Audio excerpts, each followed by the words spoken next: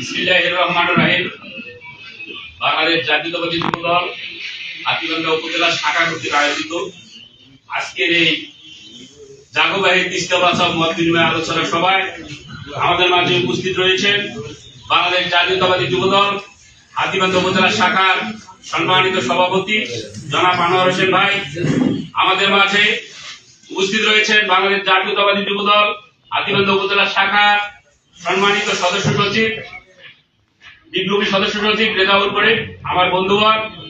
আমাদের মাঝে উপস্থিত রয়েছেন জাতীয়তাবাদী যুবদলের বিভিন্ন ইউনিয়নের নেতৃবৃন্দ, উপজেলা যুবদলের যুগ্ম আহ্বায়কবৃন্দ ও বাংলাদেশ জাতীয়তাবাদী যুবদলের বিভিন্ন স্থান থেকে আগত প্রাণপ্রিয় নেতৃবৃন্দ, সবাইকে আমার সংগ্রামী সালাম, আসসালামু আলাইকুম ও নুন জাতির প্রতি অভিনন্দন। সংগ্রামী সাথী ও বন্ধুগণ, আমি গভীর শ্রদ্ধার সাথে স্মরণ করছি আধুনিক বাংলার রূপকার, মহান স্বাধীনতার ঘোষক, যিনি তার অক্লান্ত পরিশ্রম দিয়ে এই বাংলাদেশের সৃষ্টি করেছিলেন নতুন রূপে, সেই মহান নেতা শহীদ প্রেসিডেন্ট জিয়াউর রহমানকে। সেই সাথে আমি গভীর শ্রদ্ধার সাথে স্মরণ করছি জাগোবাহী তিস্তা বাঁচাও আন্দোলনের রূপকার, যিনি লালমনিরহাট উত্তরবঙ্গের মানুষকে বাংলাদেশের মানচিত্রে আলোকিত লালমনিরহাটের মানুষ হিসেবে পরিচয় করিয়ে দেওয়ার জন্য অক্লান্ত পরিশ্রম করে যাচ্ছেন। যে মহান নেতা 2001 সালে ক্ষমতায় আসার পর, বিএনপি সরকার ক্ষমতায় আসার পর তিনি এই আন্দোলনের সূচনা করেন, জাগোবাহী তিস্তা বাঁচাও আন্দোলনের প্রথম উদ্যোগ গ্রহণ করেন।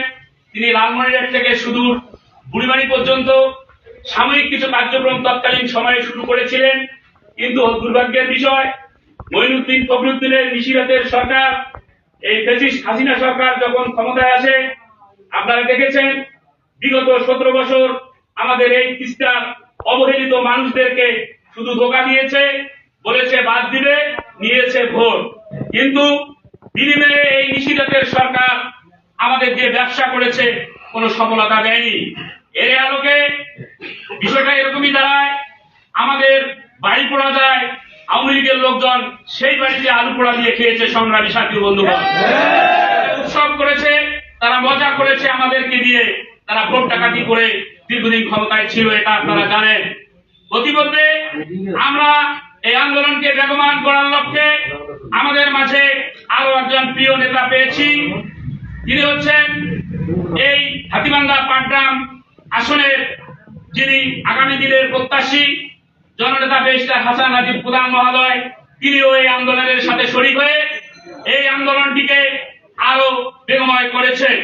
তার ধারাবাহিকতায় বাংলাদেশ জাতীয়তাবাদী যুবদল আজকে একত্রিত হয়ে আমরা একটি মত বিনিময় সভার আয়োজন করেছি। সংগ্রামী সাথী ও বন্ধুগণ, আমি প্রথমেই আমার নেতৃবৃন্দুর দৃষ্টি আকর্ষণ করে দু একটি কথা বলবো, তারা যেন মন খারাপ না করে, এটি প্রথমেই বলে দিলাম। বিষয়টি হচ্ছে আত্মসমালোচনা সবচেয়ে বড় জিনিস।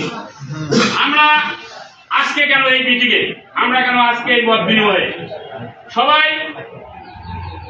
সবাই এই কাজগুলো করে ফেলেছে, আমাদের হয়তো একটু দেরি হয়েছে।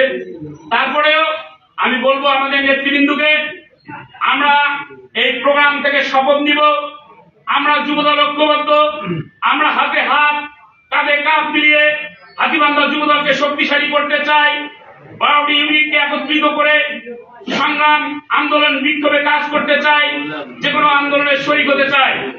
প্রতিমধ্যে এই আন্দোলনটি যেহেতু আমাদের দলীয় ব্যানারে আহ্বান, কিন্তু সর্বস্তরের মানুষ এখানে অংশগ্রহণ করতে পারবে। সেই আলোকেই আমি বলি, কেউ যদি কোনো বিচ্ছিন্নমূলক ভাবে কোনো কাজ করে থাকে, এটি তাদের নিতান্তই ব্যক্তিগত বিষয়, তারা করতেই পারে, করুক, কিন্তু কোন সংগ্রামের ব্যানার ব্যবহার করে কাজ করা যাবে না, এটা আমাদেরকে মনে রাখতে হবে। এটা হলো জাতীয় একটা প্রোগ্রাম, এখানে সাধারণ মানুষ সম্পৃক্ত থাকবে। আমি এই যুবদলের ব্যানারের পক্ষ থেকে যে পদক্ষেপগুলি গ্রহণ করার জন্য নেতৃবৃন্দকে আহ্বান করব, সেটি হচ্ছে এই প্রোগ্রামটা হচ্ছে 48 ঘন্টার একটি প্রোগ্রাম, অনেক লম্বা সময়ের একটি প্রোগ্রাম। তাই প্রথমেই আমাদের জননেতা অধ্যক্ষ আসাদুল আবিদ টুলু ভাইয়ের দিক নির্দেশনায় আমাদের দায়িত্ব পালন করার লক্ষ্যে আমাদেরকে প্রথমেই লক্ষ্য থাকতে হবে মানুষের ঐক্যবদ্ধতা, জনবল বৃদ্ধি করতে হবে। শুধু যুবদল নয়, যুবদলের ব্যানারে যে কোনো সাধারণ মানুষ যেন অংশগ্রহণ করতে পারে সেই সুবিধা আমাদেরকে নিশ্চিত করতে হবে। সেই সাথে প্রতিটি ইউনিয়ন থেকে অন্তত পক্ষে নিকটবর্তী ইউনিয়নগুলোতে 1 থেকে 200 যুবদলের নেতৃবৃন্দ থাকবে। পাশাপাশি দূর থেকে যে ইউনিয়নগুলি আসবে সেগুলিতে অন্তত পক্ষে 100 জন করে যুবদলের ছেলেপেলে থাকতে হবে। এটাই হচ্ছে আমার কথা। পাশাপাশি আমরা যে যুবদল করি, আমাদের পরিচয় কি সেদিন তো সবাই আপমত জনতা থাকবো, কিন্তু আমরা যে যুবদল আমাদের তো একটা চিহ্ন দরকার। সেই চিহ্নটার আলোকে আমি বলবো, যেহেতু আমরা অনেক চড়াই উতরাই পেরিয়ে আজকে 17 বছর পর সুদিনের লক্ষ্যে সুবাতাস আমাদের মধ্যে বইছে, সেই আলোকে আমি নেতৃবৃন্দকে উদারতা আহ্বান করব, একটি গেঞ্জি থাকবে, সেই গেঞ্জিতে লেখা থাকবে জাগোবাহে তিস্তে বাতাও বাংলাদেশ জাতীয়তাবাদী যুবদল। এরকম একটা চিহ্ন থাকবে, যে চিহ্নতে আমাদের নেতৃবৃন্দ দেখবে, হাতিবান্ধাবাসী দেখবে যে এটি একটি যুবদল এবং সংগঠন, শক্তিশালী সংগঠন। এই উদারতা আহ্বান রাখবো। পাশাপাশি 48 ঘন্টা থাকার বিষয়ে আমাদের যে পদক্ষেপগুলো করণীয়, প্রতিমধ্যে আমাদের লিডার সোহেল ভাই একটু কথা বলেছেন, সেই বিষয়গুলিকে বিবেচনা করে থাকা খাওয়া থেকে শুরু করে যাবতীয় বিষয় আপনারা চিন্তা ভাবনা করবেন বলে আমি আশাবাদী। সেই সাথে আমি আরো বলবো, আপনারা সংগঠন গেলে প্রেমের মঞ্চ বানাবেন না। তুমি আর আমি আর কিছু নয়, এমন একটা আমরা পৃথিবী চাই, এরকম সংগঠন আমরা চাই না। আমরা চাই সর্বক্ষভাবে সবাই সাথে হাত কাঁধে কাঁধ মিলিয়ে কোন নেতৃত্বের প্রত্যাশায় নয়, বাংলাদেশ জাতীয়তাবাদী যুবদলের কাজ করতে।